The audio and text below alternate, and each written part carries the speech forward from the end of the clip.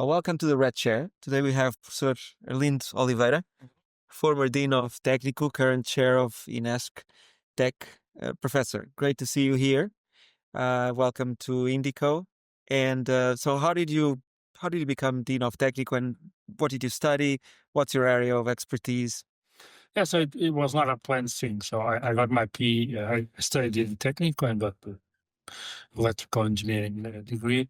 Then I went to Berkeley where I got my PhD, and I came back to create a research group, and I did that. But then I was pulled into management, as this thing sometimes happens.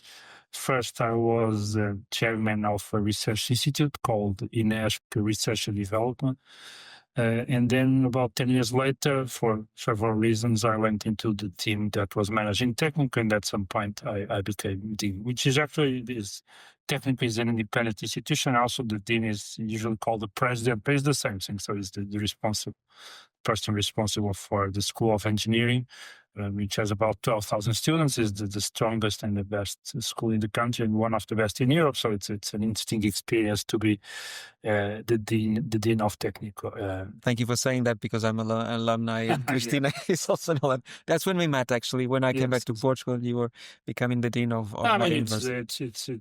I'm proud to have studied in that school, to have been a professor. I'm still a professor in that school.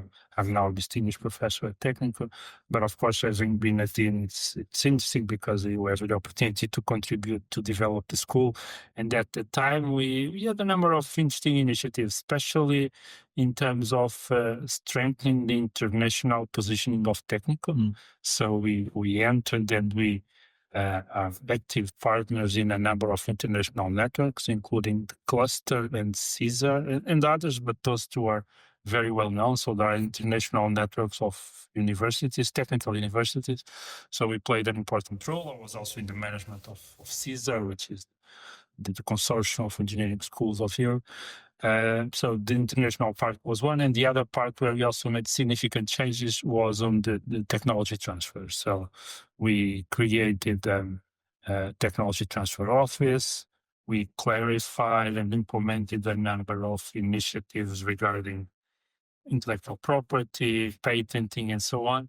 And we also created what I think is a very interesting initiative, which is the Technical Partner Network. So which is a network of, we have now about 30 companies that decided to invest in a privileged relationship with Technical. So they pay some money, not the billions that companies pay to the MIT or CMU, but still they pay a significant amount of money. So they help us develop the school, and in exchange, Technical provides them a privileged relationship with Technical. They can have meetings with students, meetings with professors. There's a number of activities. So the Technical Partner Network is something that is going very well. We just had one meeting a couple of weeks ago in the Innovation Center, which is a privileged space for companies to interact with. It's a beautiful space. It's a beautiful space, a very nice space. It used to be a tram station, and now it's innovation. It's an incredible place.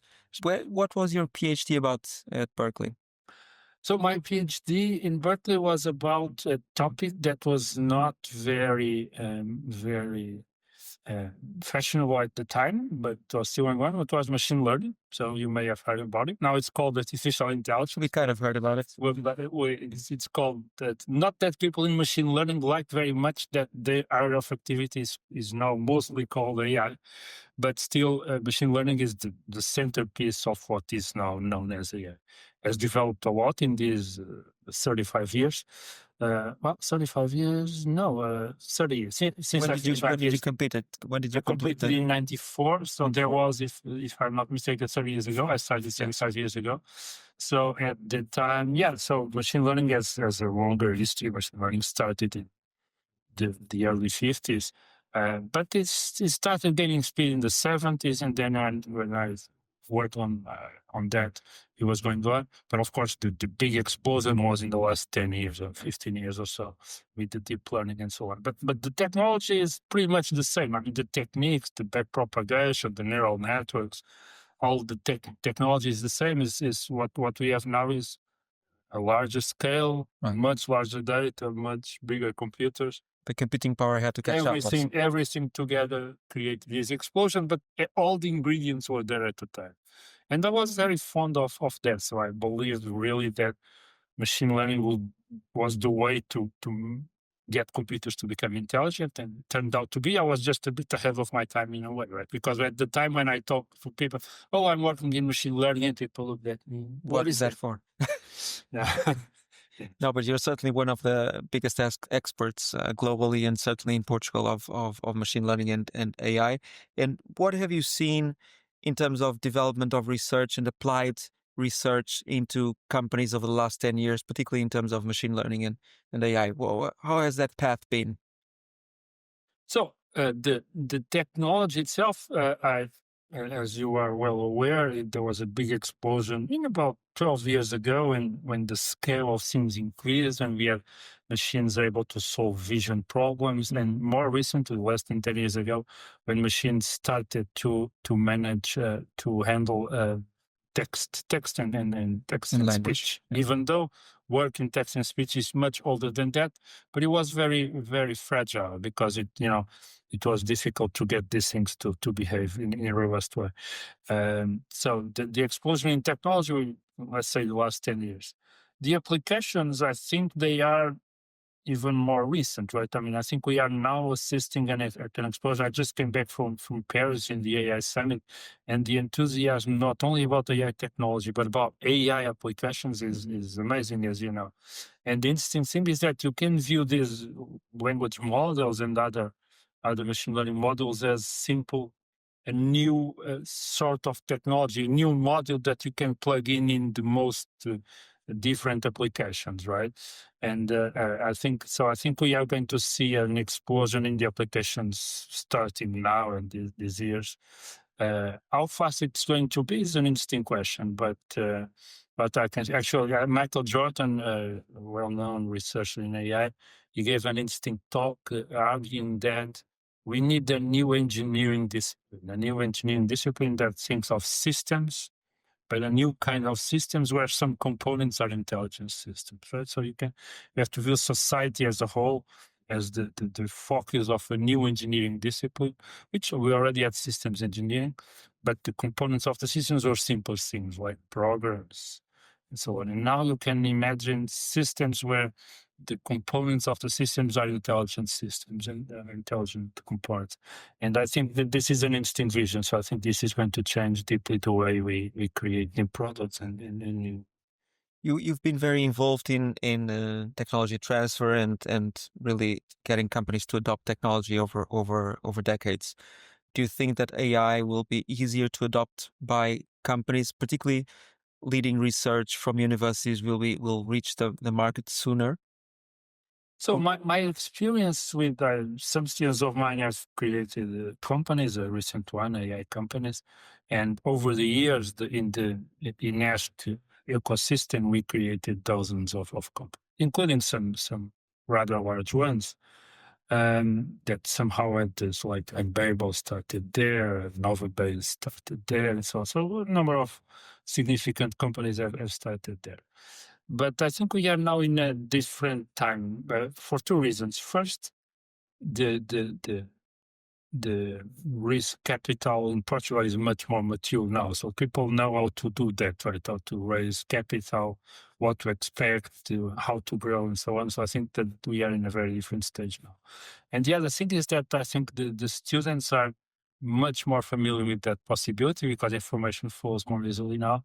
And so many students want to create companies and they don't want to create companies, and sometimes they fail, sometimes they succeed, so on. So in that respect of startups and so on, I view this as things are going well. When you talk about large companies in the state, not the same thing, but large companies in the state, I view it somewhat with some more skepticism because, especially in the state, the processes are very rigid. So you cannot, at least not yet, you cannot just plug in an intelligent component in a process is poorly defined, right? That involves a number of arbitrary actions and So I think the fact that we don't have our process very well organized, very well defined, I think it's a significant bottleneck to the to the advancement of AI especially in the state, in the public institutions, but also in some large private institutions, some large companies. I think we have to re-engineer the processes so that they are more amenable to, for instance, we have been working with the state, the Portuguese state, on trying to put advanced intelligence in some part of processes. And what you notice is that you go and you see that the process is so poorly defined that it's very hard to put a model, right? Because I mean, all the process almost all consists of exceptions, right? Exactly. And you still don't have that level of flexibility in an AI system. And probably it's going to take a while. Yes, it's going to take a while, because if you have to make an AI system so flexible it has to handle all sorts of exceptions, then he also has to be able to take many actions. So we are going into agentic AI, and then agentic AI has a number of additional challenges so actually in this summit, there was a lot of argument about agentic AI in the sense that the risks are larger than the benefits. So we should stay away, at least for a while, from agentic AI with strong autonomy and the ability to do many things. I mean, if they start sending emails and registering into sites and, opening bank accounts and stuff, people are believe that may be too risky. So, and if you don't have this level of autonomy and agentic AI, then they have to fit into well-defined processes, right, where the actions are repetitive and are not similar each time. And I think for the state is difficult, and some companies also. So some companies also too dependent on improvisation at the level of process. So do you think that this new revolution that we're going through now, this will move, it will widen the gap between development of companies and countries ultimately? Because I mean, it's much faster than everything else that happened before. So will this drive an even bigger wedge between the people that have access to these tools and the companies and the countries? In what regards others that don't? I think it will create a considerable divergence between institutions, or the companies or states or that are able to structure the process in order to take advantage of AI, and those that are not able to do that. And sometimes you may even be in the same field or in the same sort of activity, but if you take it in the right way, you'll be able to adopt, you'll benefit from the productivity gains that you get from AI. But if you are not able to do that, then you get stuck and so on. And this I think will drive a wedge between the most effective companies against the less effective companies, the most effective countries, to lack of a better word, against the more disorganized countries and so on. And in that respect, I think Portugal is not in the best position, because we are very good at improvising and not so good at structuring processes and so on. I mean, it's something that we can do, but we have to force ourselves to do it. And I think to take full advantage of these techniques, you have to have very organized, better structured processes, right, better structured ways to work. Right? It's a little bit like self-driving cars, where they work if the roads are super well painted, if there's light, if the words have. Exactly. You start raining, you have construction, and they get confused. This is a bit the same, except that if you think about the way the Portuguese state works in many ministries, many processes, is always in construction, right? Something is always changing. So, and I noticed that we looked at specific cases, and that is the case. They are very hard to make more efficient, because they are not well defined to start with. Right. They depend a lot on individual initiative, on people knowing what to do, people making calls, people doing stuff. And I think this will also slow down the adoption of AI in some fields, at least. That will be slower. I mean, conceptually, the technology is there. I mean, I was coming from Paris, and we were discussing some CEOs, and I think the technology is really very powerful. It's really advancing very rapidly. If you look at the latest models, the O3 from OpenAI and so on, they are really very powerful. They are able to not only to provide very good answers, but to reason and to have stable reasoning processes.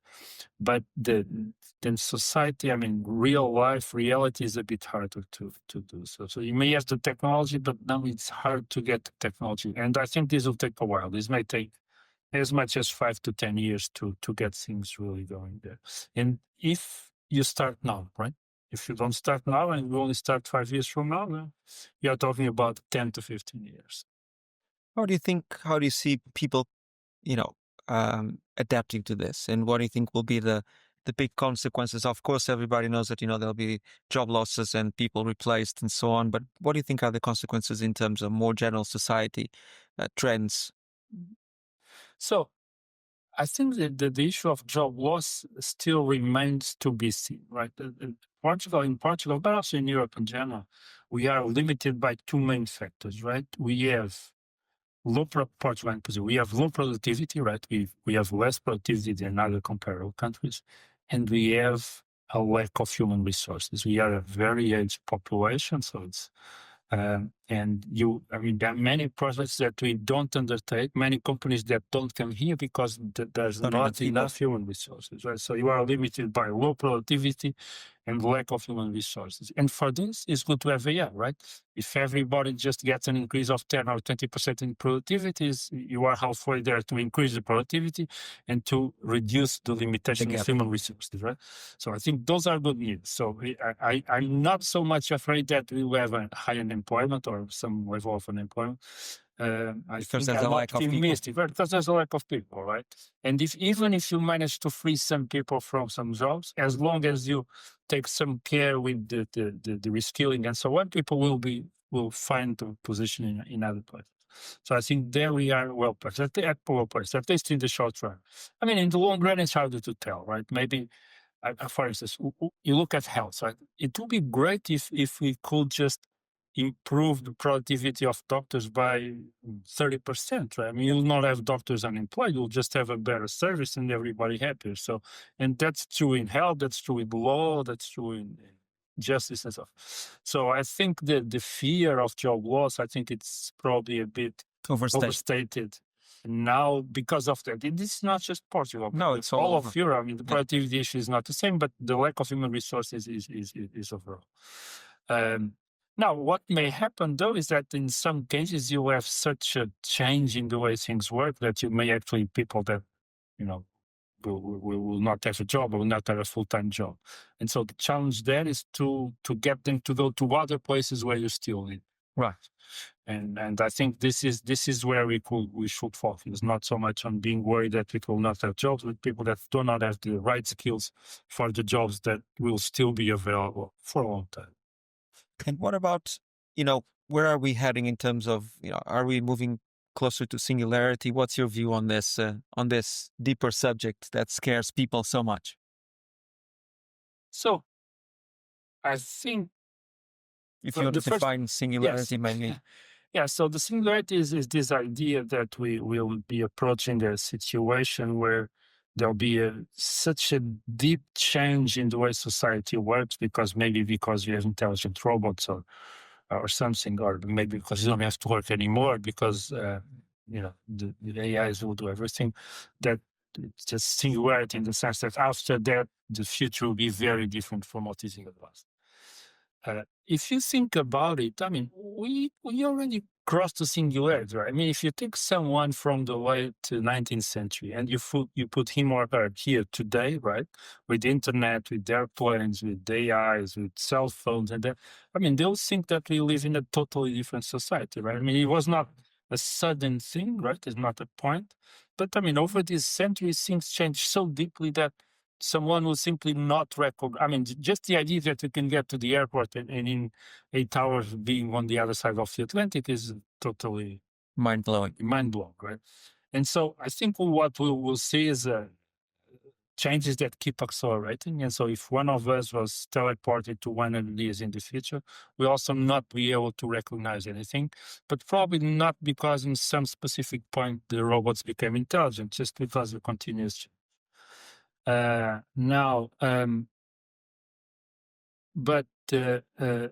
certainly that fear exists, right? I mean, the fear exists.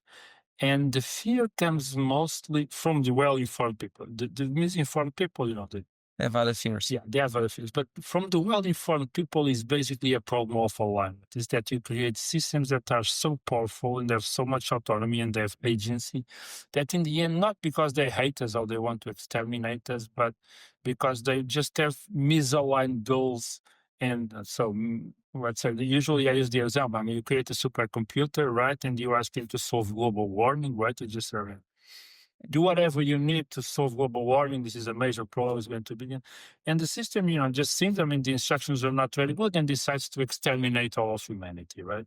And that solved global warming for sure, but was not exactly what we had in mind. But I mean, maybe something more moderate, more progressive, more benign. So, but this is just a lack of alignment. It was not because the system was bad or hated humans or whatever. It was just trying to solve a problem. This is an extreme case, but less extreme cases can still exist, right? For sure. Less extreme cases can still exist.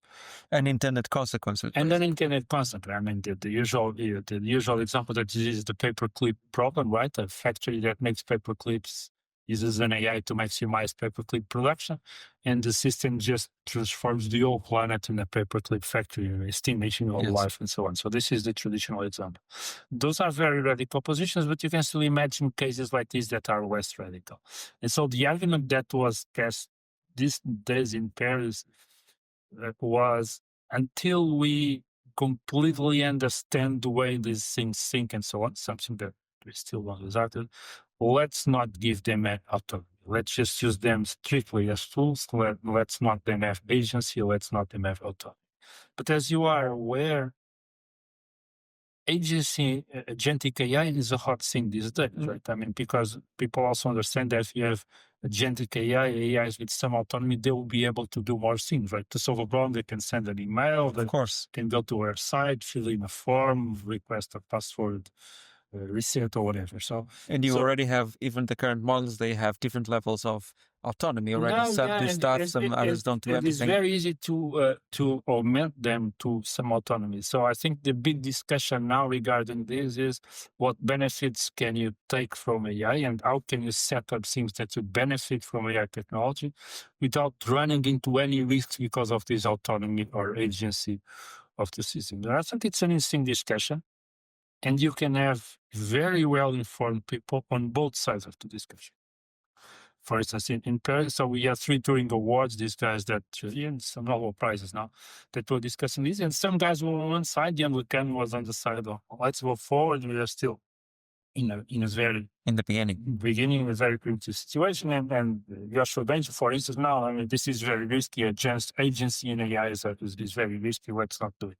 And these are people, I mean, I worked with them 30 years ago and we were all friends, and now they are in very opposite. Probably they're still friends, but they are still very opposite positions in what regard the strategy. On the same way, the United States, you saw the United States and Europe have very different views on regulation, right? On the limits that you should impose in these systems.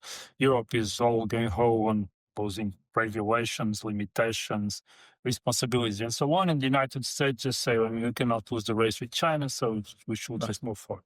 So the interesting thing about the AI field is that you have these very different views with basically the same information, so which is an interesting situation. But I think what it means is that we don't really know what will be the developments of the next 5 years, probably not even of the next 2 years. So this is an interesting time to live. But having said that, you have many students that have created companies and then more will create AI companies. What would be your main advice to these students in terms of how should they pursue the AI entrepreneurship dream? So, strangely enough, came from a school of engineering is the same advice that I guess most of you investors give them, which is do not get carried away by the technology. Do not be technology driven. Be business model driven, pain driven, application driven. Because what I see over and over again is that people, I have this wonderful technology, this does wonderful things. I'm very I'm very inspired by this technology. Let's push this. And then you see the market doesn't take it, right? And this is happening all over the place. And we have hundreds, thousands of companies. I'm sure many of them will fail because they are technology driven and they are not driven by the application, by the need, by the pain of the user. And so this is my main advice, consider AI as a tool that you can use to solve the problem, but focus on the problem that you want to solve. Focus on the application, because otherwise, many people are good at technology, but not that many people are good at understanding the needs in the applying. So this will be the advice, and this is the advice I've been giving to my students. That's basically what we tell them as well. Well, thank you so much. That's super interesting. Great to see you. Take care. I hope you enjoyed this episode of The Red Chair. Good.